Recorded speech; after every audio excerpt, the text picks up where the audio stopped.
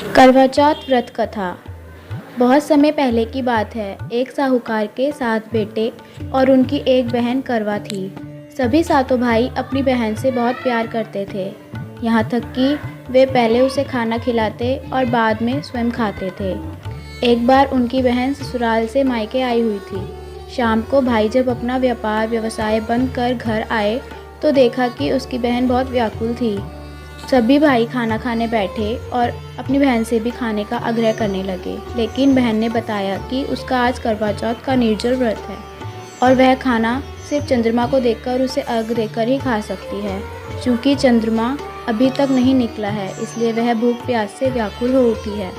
सबसे छोटे भाई को अपनी बहन की हालत देखी नहीं जाती और वह दूर पीपल के पेड़ पर एक दीपक जलाकर चलने की ओट में रख देता है। दूर से देखने पर वह ऐसा प्रतीत होता है कि जैसे चतुर्थी का चांद उदित हो रहा हो।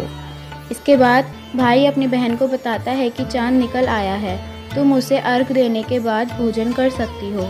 बहन खुशी के मारे सीढ़ियों पर चढ़कर चांद को देखती है और उसे अर्घ देकर खाने खाने बैठ जाती है। वह पहला टुकड़ा मुंह में डालती है तो उसे छींक आ जाती है, दूसरा टुकड़ा डालती है तो उसमें बाल निकल आता है और जैसे ही तीसरा टुकड़ा मुंह में डालने की कोशिश करती है तो उसके पति की मृत्यु का समाचार उसे मिलता है। वह बौखला जाती है। उसकी भाभी उसे सच्चाई से अवगत कराती है कि उसके साथ ऐसा क्यों हुआ। करवा चौथ का व्रत गलत तरीके से टूटने के कारण देवता उससे नाराज़ हो गए हैं और उन्होंने ऐसा किया है। सच्चाई जानने के बाद करवा निश्चय करती है कि वह अपने पति का अंतिम संस्कार नहीं होने देगी और अपने सतीत्व से उन्हें पुनर्जीवन दिलाकर रहेगी। वह पूरे 1 साल तक अपने पति के शव के पास बैठी रहती है, उसकी देखभाल करती है, उसके ऊपर उगने वाली सुई नुमा घास को वह एकत्रित करती जाती है। 1 साल बाद फिर करवा चौथ का दिन आता है। उसकी सभी भाभियाँ करवा चौथ का व्रत रखती हैं। जब भाभियाँ उससे आशीर्वाद लेने आती हैं तो वह प्रत्येक भाभी से यम सुई ले लो, पियर सुई दे दो, मुझे भी अपनी जैसी सुहागिन बना दो, ऐसा आग्रह करती है। लेकिन हर बार भाभी उसे अगली भाभी से आग्रह करने का कह चली जाती है। इस प्रकार जब 6 नंबर की भाभी आती है तो करवा उससे भी यही बात दोहराती है।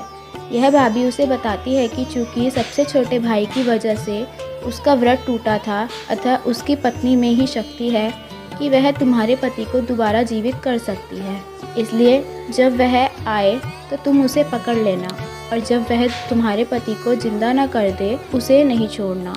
ऐसा कह के चली जाती है। सबसे अंत में छोटी भाभी आती है। करवा उनसे भी सुहागिन बनने का आग्रह करती है, लेकिन वह टोल मटोली करने लगती है। इसे देख करवा उन्हें जोर से पकड़ लेती है और अपने सुहाग को जिंदा करने के लिए कहती है। भाभी उससे छुड़ाने के लिए नोचती है, खसोटती है, लेकिन करवा नहीं छोड़ती है। अंत में उसकी तपस्या को देख भाभी पसीज जाती है और अपनी छोटी उंगली को चीरकर उसमें से अमृत उसके पति के मुंह में डाल देती है। करवा का पति तुरंत श्री गणेश कहता हुआ उठ बैठता है। इस प्रकार प्रभु कृपा से उसकी छोटी भाभी के माध्यम से करवा को अपना सुहाग वापस मिल जाता है। हे श्री गणेश, माँ गौरी जिस प्रकार करवा को चिर सुहागन का वरदान आपसे मिला है, वैसा ही सभी सुहागनों को मिले।